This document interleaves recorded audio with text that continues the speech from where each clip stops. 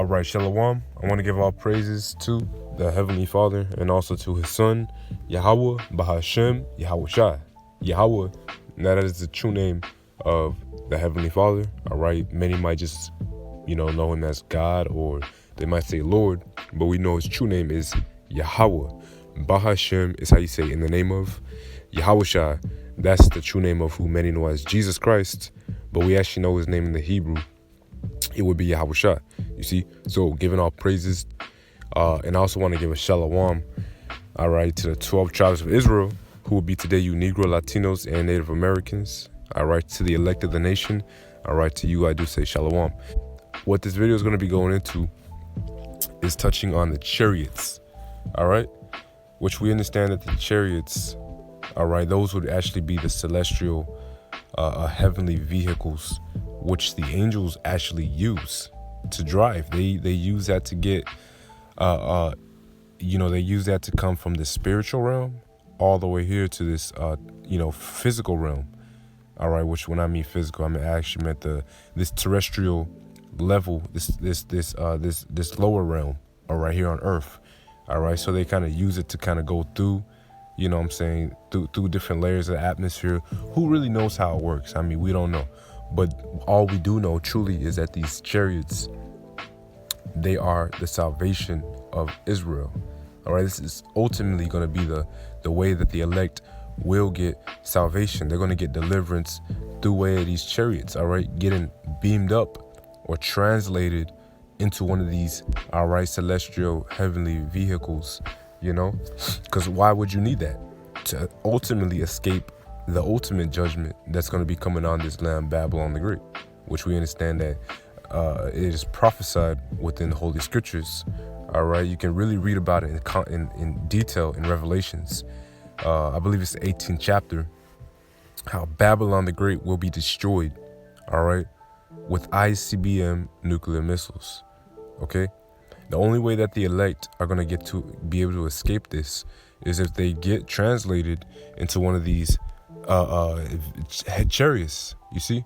So that's what I want to kind of go through today, and show you through the scriptures and through biblical prophecy how that's actually going to take place, how it's going to truly happen, and that's why I got this first precept pulled up in the book of Daniel chapter 12 and 1, right? And it starts, and at that time shall Michael stand up, the great prince, which standeth for the children of thy people.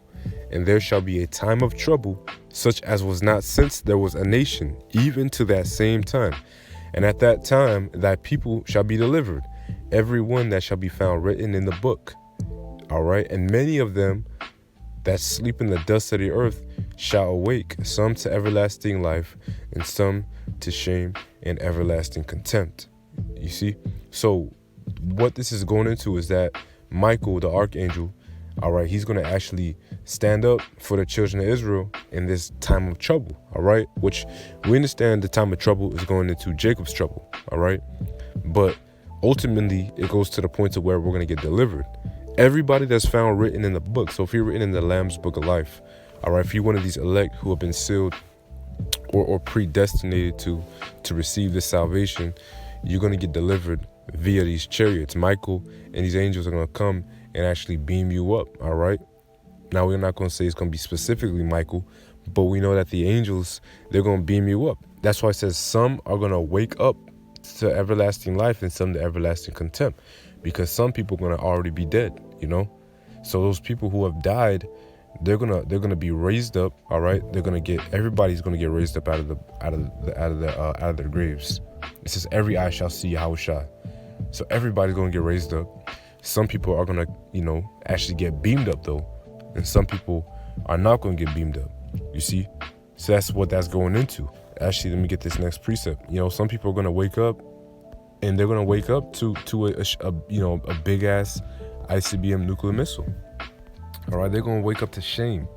All right? Weeping and gnashing of teeth. But there's going to be some who actually, they're going to wake up to everlasting life, immortal bodies, They're going to wake up to a chariot. This is why Mark chapter 13:26 says this, and then shall they see the Son of Man coming in the clouds with great power and glory. And we know the clouds, that's just another way of saying the chariots. That's like that's almost like you would say a code word for the chariot. You have different code words for the chariots, all right? They call them whirlwind, all right? They call them clouds. They call them horses, you know. Okay, they got many different titles, all right, for the chariots. One of them being a cloud. Verse 27, and then shall he send his angels and shall gather together his elect from the four winds, from the uttermost parts of the earth to the uttermost parts of heaven. So again, the angels are going to come in the clouds and they're going to gather the elect, all right, from the four corners of the whole entire earth, wherever we are scattered abroad.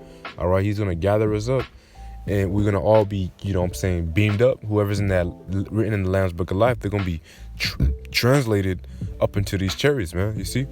That's exactly what the book of Revelation talks about. All right. They said that there's going to be a voice. You're going to hear a great voice, right? That's why Revelations 11 and 12, it says, and I heard a great voice from heaven saying unto them, come up hither. And they ascended up to Aslaki. They ascended up to the heaven in a cloud, and their enemies beheld them. So how is this going to happen? Who's that voice, man, calling you up? That's really, Yahweh Shem Yahushai are calling up his elect into these chariots. So they're going to ascend into a cloud. And again, we already know that the clouds, they're really, to be honest, that's just a code word for a chariot. All right, the book of Psalms chapter 104 tells you exactly that. All right, and if might as well get that right. Make sure we got to bring all these scriptures out. Make sure there's no stone unturned. So it's going to be the book of Psalms chapter 104. And it's going to actually be starting at 3. Who layeth the beams of his chambers in the water, who maketh the clouds his chariots, who walketh upon the wings of the winds. So the clouds are his chariots. You see, so they're likened unto clouds. Sometimes they can probably look like clouds. All right, chariots, they come in all different forms. They come in fire. They come in. They can be a beam of light.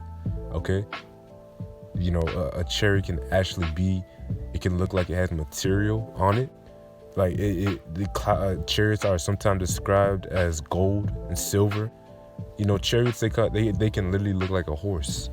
I've seen pretty much a video of angels, and it literally looked like a horse on fire. So these things, man, like they come in different ways. It's like a straight spirit, and however Yahweh Shemel Shai wants these chariots to look, they're gonna look that way. But one of the ways they can look is like a cloud.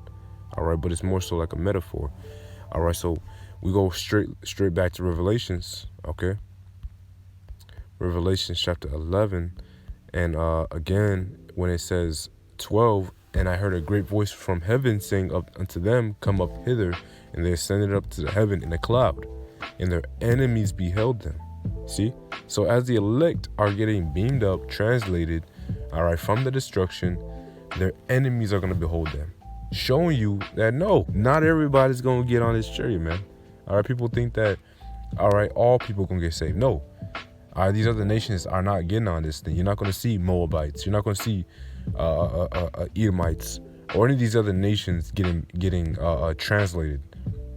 Only people you're gonna see getting translated are Negro, Latinos, and natives. They're gonna be the ones, and everyone's gonna have to behold them. You see, as a matter of fact, that I want to get this precept. All right, this is Wisdom of Solomon 5:1. See, all these prophecies, they all correlate. There is no what you would say contradictions within the scriptures, man. The scriptures say the same exact thing. Right, it says Wisdom of Solomon 5:1. Then shall a righteous man stand in great boldness before the face of such as have afflicted him, and made no account of his labors. When they see it, they shall be troubled with terrible fear, and shall be amazed at the strangeness of his salvation, so far beyond all that they look for. So these nations, they're gonna see the salvation of the Lord, and they're gonna be amazed. All right, they're gonna be in trembling and fear, okay, because it's gonna be strange to them, man. All right, this salvation is not gonna be like anything they were expecting.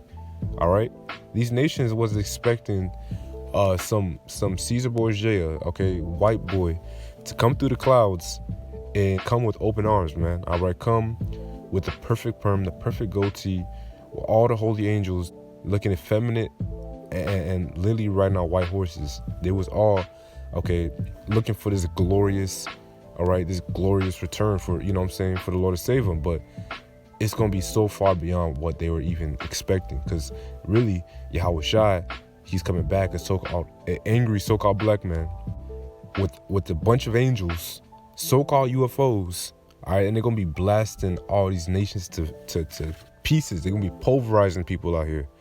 So it's going to be so far beyond they really thought. They didn't think the scriptures back this up, all right? They're going to think it's some type of alien invasion, right? Verse 3, and they repenting and groaning for anguish of spirit shall say within themselves, this was he whom we had sometimes in derision, a proverb and a reproach. We fools accounted his life madness and his end to be without honor. How is he numbered among the children of God? How is his lots among the saints? So that's what our enemies, they're going to see us getting beamed up. They're going to be looking at us like, these niggas, all right, these spicks and coons, all right, these wetbacks, these were the children of God, all right, these were the saints. So that's what it means, man, when it says that we're going to be getting beamed up, all right, into these clouds, into these chariots, and our enemies are going to really behold us. They're going to figure out that everything they was expecting was not the truth. All right, that's why the book of Jeremiah 16 and 19 says, surely the Gentiles shall come unto thee from the ends of the earth, and they're going to confess that they have learned lies, that everything that they learned was straight, straight falsehood. It was straight vanity. I want to get Isaiah right quick. It's going to be the book of Isaiah. Give me a quick second. All right, Isaiah chapter 25, 26 and 19. All right, so this is going to be Isaiah 26:19. Thy dead men shall live together with my dead body, shall they arise, awake and sing. Yea, that dwell in the dust, for the dew is as the dew of the herbs, and the earth shall cast out the dead. Come, my people, enter thou into thy chambers, shut the doors about thee, hide thyself as it were for a little moment, until the indignation be overpast. For behold, the Lord cometh out of his place to punish the inhabitants of the earth for their iniquity. The earth also shall disclose her blood, and shall no more cover her slain. So Isaiah is prophesying. He's saying the dead men, they're going to rise out of the dust. Okay, meaning that you go back to Daniel 12 and 1, when it says some are going to rise to everlasting life, some to everlasting contempt.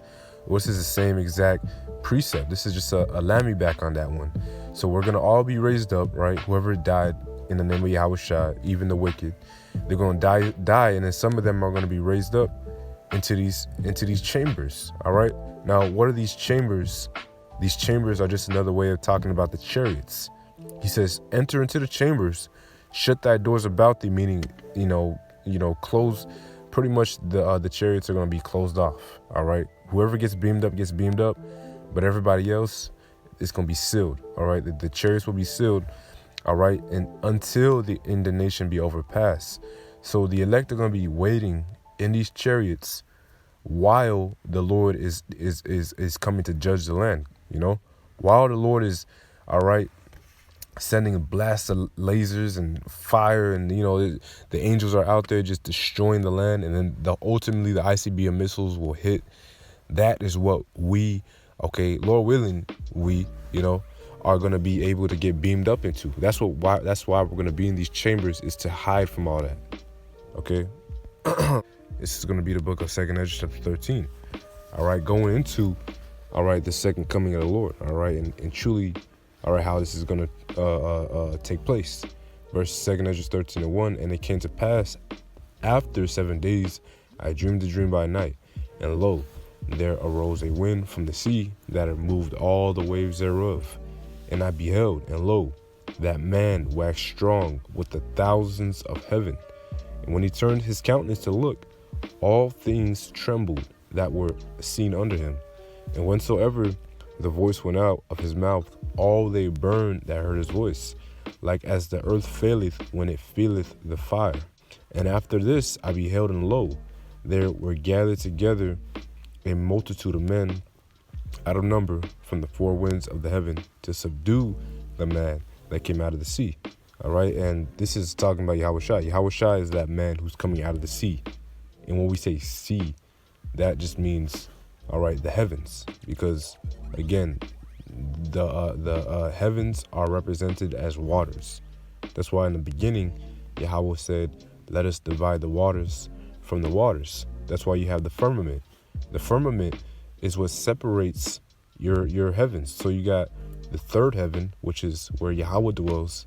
All right, then you got the second heaven, which is so-called outer space, which that is like waters, you see? And then you got this first heaven, which is the firmament. It's like the sky. It's where the birds fly, and that's considered the waters. So Yahweh Shai is going to be coming through the heavens. He's going to be coming through the waters, through the sea. Not literally. He's going to be coming through the ocean. Nah, he's going to be coming through the sky. Okay, and if we keep reading where I was at, Slaki, give me a second. Okay, verse 6. And I beheld, and lo, he had graved upon himself a great mountain, and flew upon it. But I would have seen the region or place whereout the hill was graven, and I could not. And this is talking about Yahweh Shai's chariot. It's going to be the biggest chariot that you've seen. Ezra said it was like a great mountain, and he couldn't see where it began or where it stopped. It's going to be like, a good example is Independence Day. If you ever seen that big UFO, it hovered over the city, and you can even really tell like when it ended, that's going to be it. But it's going to be way bigger than that, you see? Because the Lord's chariot is going to be bigger than the earth. That's exactly why it tells you you're not going to have to say low here or low there. All right, you're not going to have to, you're pretty much not going to have to doubt whether, is this the day of the Lord or is this not the day of the Lord, Because certain people are going to try to, do a bunch of false flags, Esau might have a blue beam project come up, to the point to where he makes it seem like it's the second coming of the Lord, But in that day, if you're doubting, like, is this really the second coming? Well, then that's not the second coming, because it's truly the second coming. You're not going to have to really doubt, because really the chariot is going to fill the skies. You're going to see millions of chariots. You're going to see a big ass chariot that will literally cover everything, And that's what Yahweh Shai is coming on, man. All right, he's coming on that ultimate ship. All right, verses 8. And after this, and lo, all they that were gathered together to subdue him were sore afraid, yet durst fight. And lo, all as he saw the violence of the multitude that came, he neither lifted up his sword, nor held instrument of war, but only as I saw, he sent out of his mouth as it had been blast of fire, and out of his lips a flaming breath, and out of his tongue he cast out sparks and tempests, and they were all mixed together, the blast of fire, the flaming breath, the great tempest, and fell with the violence upon the multitude which were prepared to fight, and burned them up every one, so that upon a sudden of an innumerable multitude nothing was to be perceived, but only dust and smell of smoke. And I was Slaki. When I saw this, I was afraid. So yeah, Yahweh Shai is coming to, like I said, he's coming with his chariots to be shooting lasers. These chariots are going to be shooting out lasers, man. All right, they're going to be zapping people. All right, it tells you the physical effects in the book of Zechariah. I believe it's like 14 and 12. It tells you that when these things hit you, your eyes are going to consume away in their holes. Your skin is going to consume away upon the bone. All right, you're going to be, like I said, man, you're going to be pulverized. You're going to be incinerated. All right, Yahweh Shai is going to come with tempests. All right, fire. So Yahweh Shai, like I said, man, he's coming back angry, and it's going to be a terrible day for the wicked. You see? And again, it tells you that there was a multitude that was trying to fight Yahweh Shai. That multitude is going to be Esau and his army. Okay, these devils are going to be so proud to the point to where they might think they'll be able to stand up to the Lord, That's why they got this space program going on right now, man. That's why they're trying to get themselves ready with their military might so that they can really fight the Lord when he comes back. All nations are going to end up fighting Yahweh Shai when he comes back, because once Yahweh Shai comes back, they understand that's it. After that, they're going into complete slavery. They'll never, ever, ever rule again. And Esau, ultimately, he's going to be extinct after his hardcore punishment. So these Edomites are not trying to go down without a fight, man. they know that after this it's over. So there's like, they say, F it, man. They're like, F it. Let's just give it a try, But it's not going to work. They're going to get utterly destroyed. All right, it's going to be a pathetic fight, to be honest with you. All right, Michael and the angels and Yahweh Shai. Look, man, it's not even going to be fair at the end of the day. But Yahweh Shai is going to put it in their spirit to fight, because it says that they were scared, but there's fight. You see, meaning that the Most High is going to make them fight. He's going to put in their spirits to keep fighting, even though they're scared out of their mind. The Most High is going to pretty much be like controlling them to fight. You know what I'm saying? But they're not going to be able to do a thing. And I want to go to verse 12. It says, "And after this, I saw the same man come down from the mountain, and call unto him another peaceable multitude. And there came much people unto him, whereof some were glad, some were sorry, some of them were bound, and some brought of them that were offered. Then I was sick through great fear, and I waked and said, Thou hast showed thy servant these wonderful wonders from the beginning, and hast counted me worthy that thou shouldest receive my prayer." So pretty much after the Lord did all that, Ezra said he saw another peaceable multitude, you see, which is going to be the elect who have got beamed up, the elect who have got, they pretty much have got through the indignation, and then pretty much they're going to be set down, and that's when the second wilderness will begin. You see, the second wilderness will begin in the land of Israel, okay, upon the mountains of Carmel and Bashan, right? But like I said, I'm not going to go into that right now, okay? Revelations, all right, chapter 11, I want to actually read verses 13, So it says, and they heard a great voice from heaven saying, Come up hither. And they ascended up to heaven in a cloud. Their enemies beheld them. Verse 13, the same hour there was a great earthquake, and the 10th part of the city fell. And the earthquake were slain of men 7,000. And the remnant were affrighted, and gave glory to the God of heaven. So the same hour that the elect get beamed up, there's going to be a great earthquake. Right? And what is this great earthquake going into? It's really going into the ICBM missile. When it hits the earth, literally the earth is going to shake.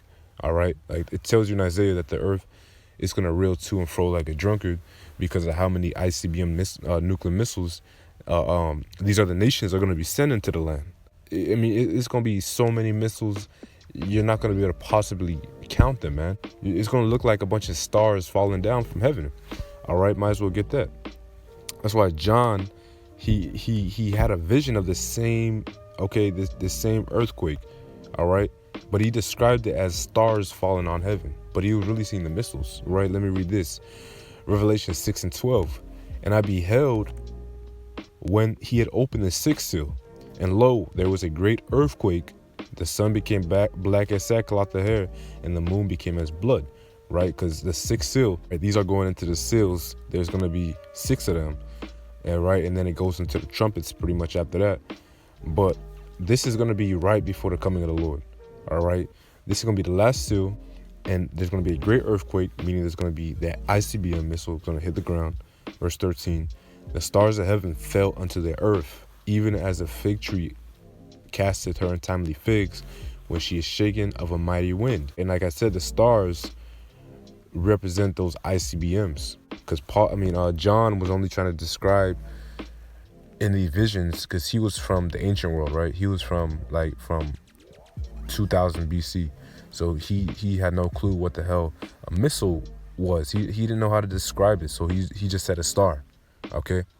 Because these things are going to shoot up into heaven, meaning they're going to shoot up into the upper atmosphere, and then they're going to come down. That's what he's describing. Verse 14, and heaven departed as a scroll when it is rolled together, and every mountain and island were moved out of their places. And like I said, that just goes into the actual effect.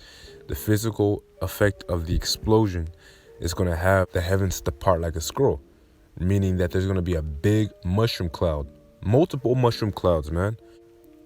And that's what that describes, you see? And the kings of the earth, and the great men, and the rich men, and the chief captains, and the mighty men, and every bondman, every freeman, hid themselves in the dens and in the rocks of the mountains, and said to the mountains, and rocks fall on us and hide us from the face of him that sitteth on the throne and from the wrath of the Lamb. For great is the day of his wrath is come. Who shall be able to stand? Right, because you're going to have a lot of these rich people, right? A lot of these billionaires, these elites, they're going to actually be in the underground bunkers, right? They're going to be actually hiding when Yahushua returns. So they might actually get away from that. But these people are prophesied to be taken out of these rocks, taken out of these holes of the earth, taken out of their underground bunkers, and they're going to become slaves. All right, so your elites, they might not die, they might not actually get pulverized, but they're going to be the first fruits of slavery. Meaning they're going to be the first souls to ever be slaves to the Israelites. All right, that's what these elites are being reserved for, you know. But going back to Revelations 11, okay, and that's that whole topic. That's for another day, another time. But this is gonna read this again in the book of Revelations 11 and 13. And the same hour there was a great earthquake, which we know was a missile, and a tenth part of the city fell. In the earthquake were slain of men 7,000, and the remnant were affrighted and gave glory to the Most High God of heaven. And if you know in biblical numerology, 10 and 7, those are numbers that represent completion or perfection, right? So when it says these numbers, we're going to really keep this in context, that this means that the whole city, the complete, the perfect, okay, this whole city is going to be laid flat. Babylon the Great will be completely, destroyed. And when it says 7,000 men were slain, that just means a complete amount of men were slain, meaning all men, women, children, whoever's here in this land, Babylon, they're going to be slain by this earthquake. And the rest gave glory to God, meaning the elect are going to be in the chariots, praising Yahweh Ba'Shem Yahushua, all right, for keeping them from that fire. You see? Let me get this real quick. This is going to be the book of 1 Thessalonians, chapter 4, and I want to get 13. All right. 1 Thessalonians 4 and 13, right? It reads to say, but I would not have you ignorant, brethren, concerning them which are asleep, that you sorrow not, even as others which have no hope.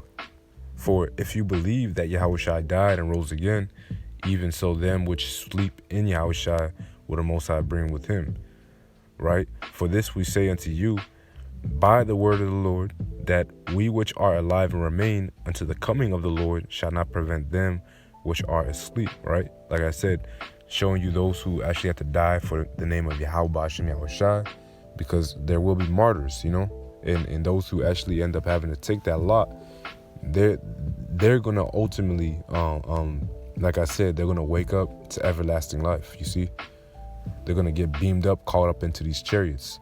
Verse 16: for the Lord himself shall descend from heaven with a shout, and with the voice of an archangel, with the trump of the Most High, and the dead in Hamashiach shall rise first. All right, so first and foremost, the ones who died first, they're going to be the first ones to get on the chariots. All right, they get first dibs pretty much, right? They're going to be the first ones to get beamed up, because that's their reward. They're going to be the first ones to experience salvation. Right, in verse 17, then we which are alive and remain shall be caught up together with them in the clouds to meet the Lord in the air. So shall we ever be with the Lord. Wherefore comfort one another with these words. So those who haven't died, those who are going to be left over, all right, to ultimately witness that glorious, terrible, magnificent day of Yahweh, they're gonna be beamed up right after those who are dead. You see, and they're gonna meet the Lord in the clouds, which we know the clouds is a chariot. And I got another precept, all right, that kind of land me back on that same scripture, which is going to be found here in the book of 1 Corinthians chapter 15, and reading verse 50, it says, now I say this, brethren, that flesh and blood cannot inherit the kingdom of the Most High, neither doth corruption inherit incorruption. Behold, I show you a mystery. We shall not all sleep, but we shall all be changed. In the moment, in the twinkling of an eye, at the last trump, for the trump shall sound, and the dead shall be raised incorruptible, and we shall be changed. For this corruptible must put on incorruption, and this mortal must put on immortality. Right, so pretty much right before you get beamed up on a chariot, you have to shed these bodies, or these fleshly bodies can't get on the chariots. All right, the chariot is a pure spirit, so you yourself in this carnal body, you're not going to be able to get into this thing. So right when you get beamed up, it tells you in a moment, in the twinkling of an eye. So just like that, you're going to shed these bodies and you're going to be changed. You're going to actually get a new body, an immortal body, and this body that you receive is going to be your body forever and ever. All right, you're going to go back to your original estate. All right, as a true power man, perfect immortal body. You see, verse 54, for when this corruptible shall have put on incorruption, and this mortal shall have put on immortality, then shall be brought to pass the saying that is written, death is swallowed up, O death, where is thy sting? O grave, where is thy victory? For the sting of death is sin, and the strength of sin is the law. All right, so right, pretty much death will be swallowed up in victory. Why? Because you're going to put on an immortal body.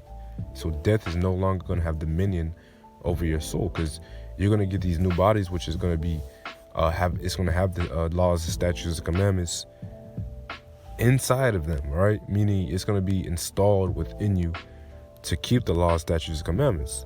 So by default, if you have the laws, statutes, commandments installed into you, you're not going to sin. All right, you're not going to break the law, and by default, that means you're not going to have to die, because the only reason we die is because we sin, because sin is the transgression or the breaking of the law pursuant to 1 John 3 and 4. So if we're going to pretty much be if we're going to be perfect, if we're going to be on point, well, there's going to be no need for death no more, you see? That's why death will be swallowed up, and no longer will death reign in among the children of Israel. That's why it tells you in the book of Isaiah 60 that there shall no more violence hurt in the land, all right? Or even it tells you that all tears shall be wiped away. There shall be no more crying, no more tears, all right? You're not going to have to pretty much have a funeral. You're not going to have to hear about somebody was, accidentally died, or, they're accidentally put to death or whatever. Nah, we're going to be straight immortals, man. There's going to be nothing that's going to be able to kill this body. So at the end of the day, that's pretty much going into the second coming of Yahweh Shem Shai, and, pretty much how it's going to happen. But hopefully this video is edifying. But till next time, I say shalom.